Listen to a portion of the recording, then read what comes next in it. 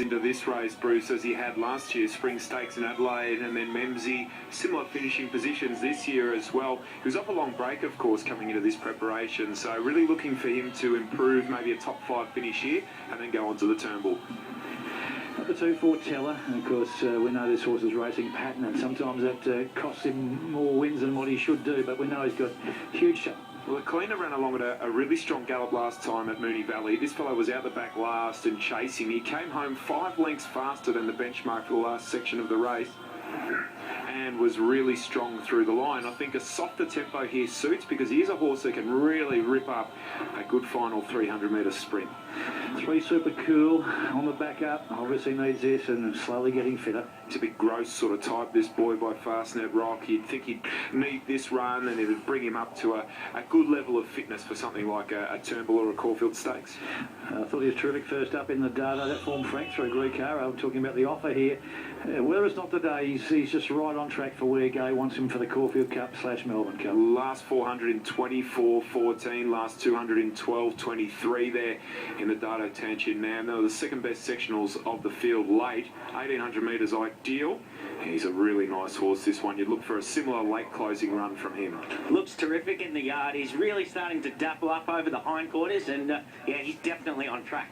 Crackerjack King, he's getting there. He's part of the speed picture to some extent here, even though it's a 50-1 chance. He's got a role to play here. You think he goes forward here and sits up alongside Star Rolling. They look to be the obvious with the best gate speed in the race. He should be ready to do something, Crackerjack King. I like the way that he was still fighting on with 100 metres to run there at Moonee Valley last start. That was his second run back in from a long break. Ladari, a serious chance here. Amazing, isn't it? 2 years and a bit ago, he was lining up in a race in France with Greekara. Yeah, Greekara, and also Mabako, another OTI horse that has been running around Melbourne lately. All those three doing battle there in the south of France. But this fellow, he was terrific, I thought, late at Moonee Valley. Really strong over that last 300 metres. A little bit wayward. There was some protest action going on. I think getting towards the 2,000 metre range now is when you'll see the best of him. Star Rolling, he got found out by the cleaner last time out, but he can have less pressure here, perhaps. To give you an example of how strong Star Rolling went chasing the cleaner, he was 8 lengths above the average speed early in the race there at Moonee Valley, and then 4.5 lengths for the middle section of the race. The cleaner just cleaned him out. Simple as that. Second up, he was gassed. He stayed on really well late. There won't be that sort of pressure this time. The run at the Valley doesn't look like it's worried him too much. He's got loads of strength about him. He's a real tank, this horse. He looked good. Thought worthy, I think. Watch and learn a bit more today. Had a touch of class. Only the 2 runs in Australia so far, and they've been okay. Terrific performance by Stipulate to win in the heavily. This is a different scenario, but the punters are keen to back that form. Powerful horse with a real turn of foot. To put his last 400 and 200 into context, he was the 21st fastest last 600. His last 400 in 22.64 was the 7th fastest of the day, and then his last 200, 11.36 was the 4th fastest. That tells you how quickly he found the line from the turn. Massive chance. And the favourite Silent Achiever, fantastic return, I thought, in the Mems. He ran well in this race last year. Certainly the weight for age class here. She's a class act. I think she's come back better this spring than she did last spring when she followed the Memsey Underwood pattern. I expect her to sort of sit in the first 4 or 5 back towards the inside. If she gets room late, she'll be very, very strong. Set. Big race of the day. Group 1 weight for age. A little bit of movement in the middle stall. They're racing. Happy Trails jumped away evenly. Stipulate goes back. Crackerjack King began well. Silent Achievers in the first half a dozen as they settle down and try and sort out their order here. With Ladari holding his place on the inside. Star Rolling in the centre and Crackerjack King. Thoughtworthy pressing on out very wide on the course, and just behind them Silent Achiever, 1 away from the rail, and FORETELLER. A length and a half further back, Stipulate being followed by Happy Trails, and then came the offer and Super Cool. They make their way to the top of the course at the 1200. Crackerjack King done some work, but he's about to go to the front ahead of Ladari. A length away in third is Thoughtworthy. They're 2 lengths on Star Rolling, followed by FORETELLER, nicely poised down on the inside.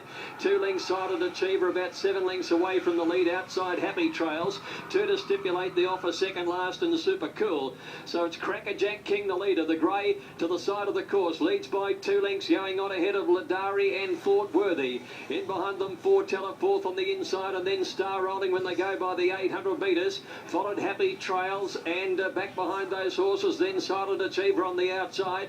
And then Stipulate and Super Cool on the offer as last of all.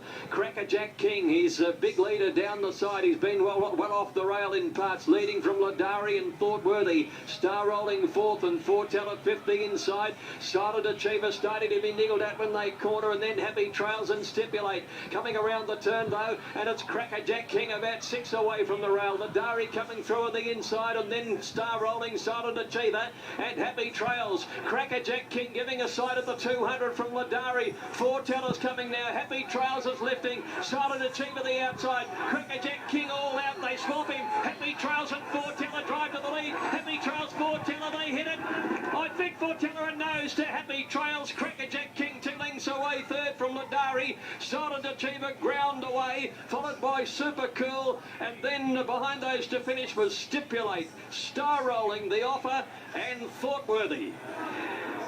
Does he get his Group 1 again today? Is it Foreteller? It is Foreteller. Gee, Happy Trails sticking over nicely to avenge his Cox Plate defeat of last year. Crackerjack King away from the fence all race. Silent Achiever okay late here, but Foreteller, terrific win today. He deserves to break through. Bossy, Group 1 action. Didn't have time to go for the waves there, Bossy. But a spectacular win. A great day for Chris Wall. The Group 1's in both states, and he's on a racing review tomorrow with Happy Trails. I'm sure Paul Bouchard are just absolutely over the moon. Some terrific runs in the race, Bruce. The winner first, Foreteller. Enjoy that tempo set by Crackerjack King, who's run a monstrous race. There's a good race in here. Maybe the McKinnon Stakes at the Flemington Carnival could be his go. Foreteller just picking up through the field with that lovely turn of foot late. We touched on his good late speed, and it was there on show. Happy Trails excellent, as you touched on. A few from the Cup's point of view back in the field. I thought Silent Achiever was good second up. Remember, she's a month between runs. The offer, well back, tacked on, and was closing, doing his best work over the last 200 metres and through the line to follow there for the longer races. Glen Boss, Group 1 Glen Boss. Here he is with Sam Hyland.